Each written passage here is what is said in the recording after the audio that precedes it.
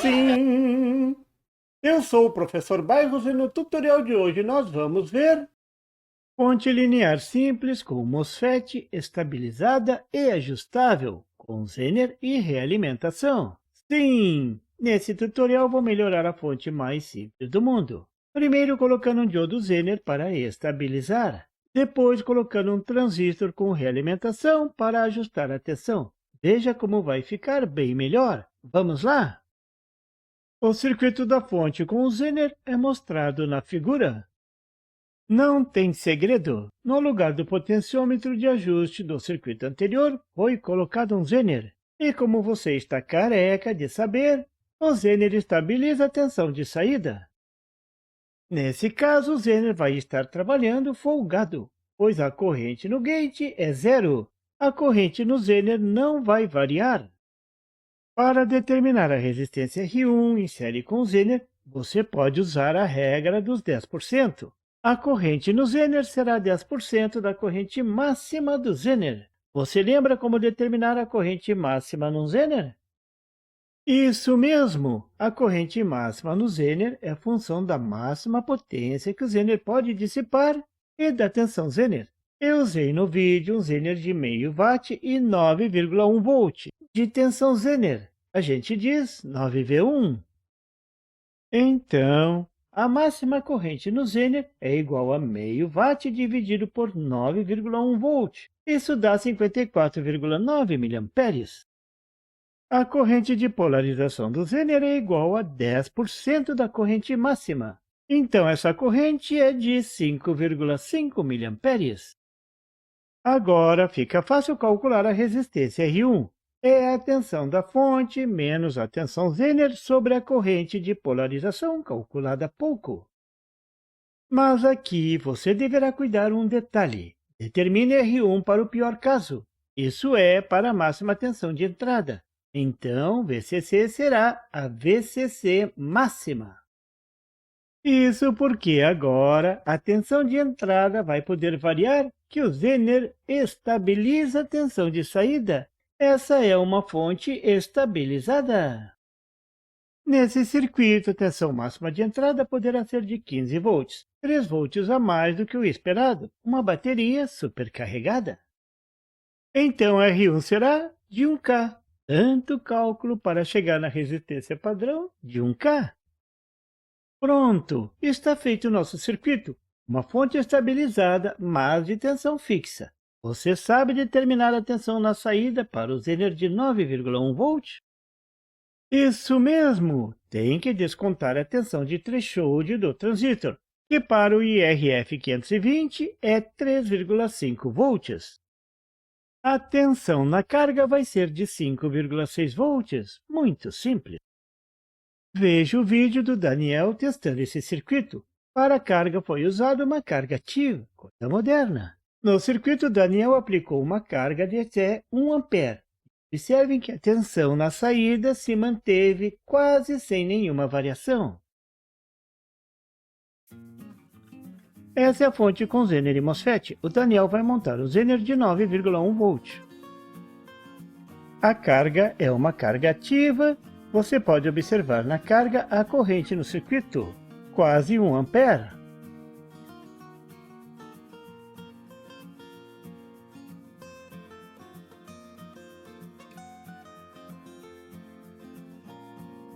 A tensão de saída, 5,4 volts.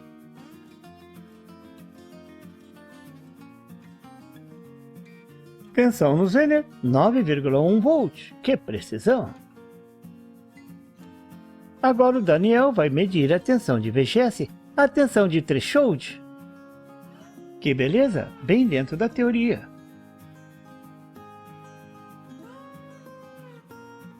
Esse circuito com Zener é muito bom. Esse é o circuito de uma fonte ajustável e estabilizada, e é o que todo mundo quer ver.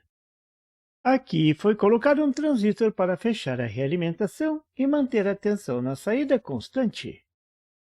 Aqui não foi usado um Zener para estabilizar. Aqui a tensão base emissor do transistor foi usado como referência. Truque simples para economizar um Zener.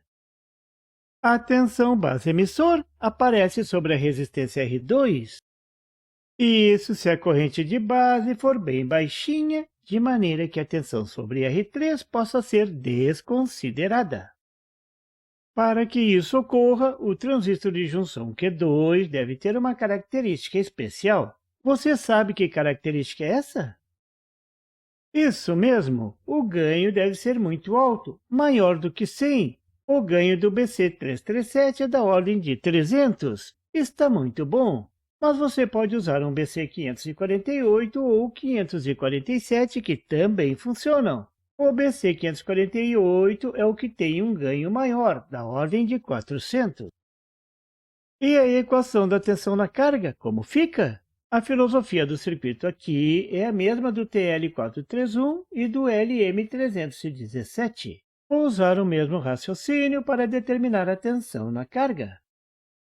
A tensão sobre a resistência R2 é conhecida. Vou chamar de tensão de referência. No TL431 é 2,5 volts. No LM317 é 1,5 volts. Aqui é 0,7 volts. A corrente sobre R2 vai circular livre através do potenciômetro. Isso se a corrente de base for desconsiderada. A tensão sobre o potenciômetro será a corrente gerada sobre R2 vezes a resistência do potenciômetro. Nesse circuito foi usado um potenciômetro de 10 kΩ. A tensão na carga é igual à tensão de referência mais a tensão do potenciômetro, a malha da figura. Agora é só usar um pouco de matemática, substituindo a tensão do potenciômetro por corrente na resistência R2 multiplicada pela resistência do potenciômetro P1, substituindo a corrente sobre R2 por tensão de referência dividido por R2, lei de Ohm simples, colocando em evidência a tensão de referência, chegamos na equação final. Tensão na carga é igual à tensão de referência, que multiplica 1 mais o valor ajustado no potenciômetro sobre R2. Vou colocar essa equação no diagrama. Se o potenciômetro estiver ajustado para 0 ohm, então a tensão de saída será igual à tensão de referência. Esse circuito não zera a tensão de saída. A menor tensão de saída possível é igual à tensão de referência, 0,7 volts. Nesse circuito, a resistência máxima do potenciômetro é 10 kΩ e R2 é igual a 560 ohm.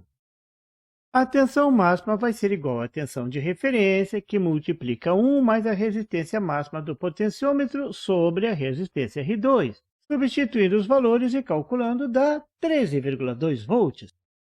Mas isso nunca vai acontecer nesse circuito, porque a máxima tensão deverá ser igual à tensão da fonte menos a tensão de threshold.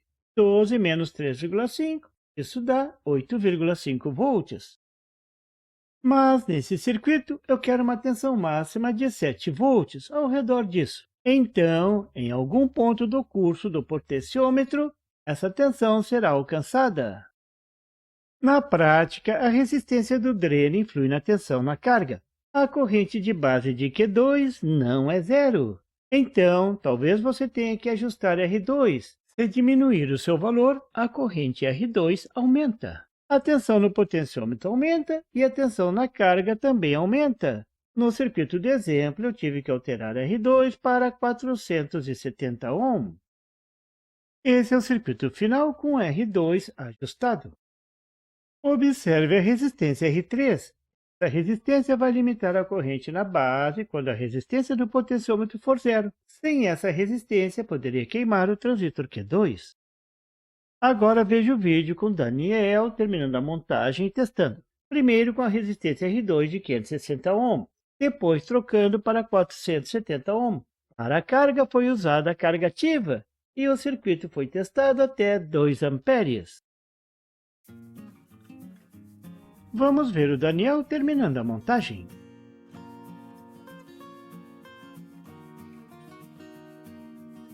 O trimpote de ajuste já está montado. Agora a montagem da resistência de 560 ohm para o terra.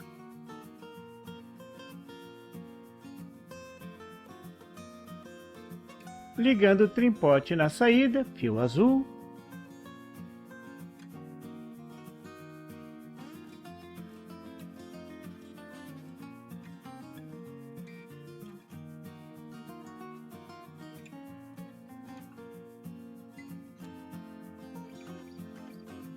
Ligando a resistência de 1 kΩ para a base do transistor Q2.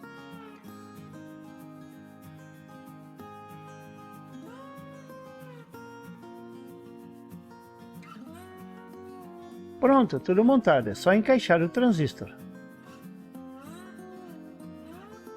Agora o Daniel vai ligar a fantástica carga ativa. Ligando a fonte de alimentação, 12 volts.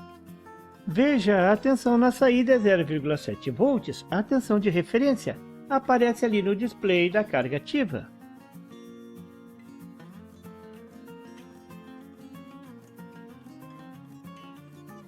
O Daniel vai ajustar para a tensão máxima.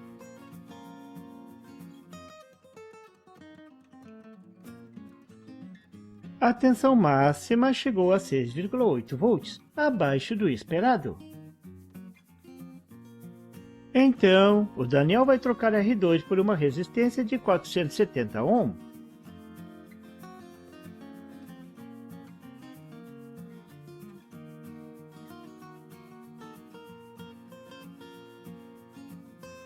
Pronto! Vamos ver como ficou? Agora sim, 7 volts. A carga simula uma resistência de 10 ohm, 700 mA. Agora um teste com 5 ohm, a corrente subiu. Agora, voltando para 10 ohms, vou testar a entrada. Vou aumentar a entrada para 15 volts. 13, 15 volts. Note que houve uma variação maior do que no circuito com Zener.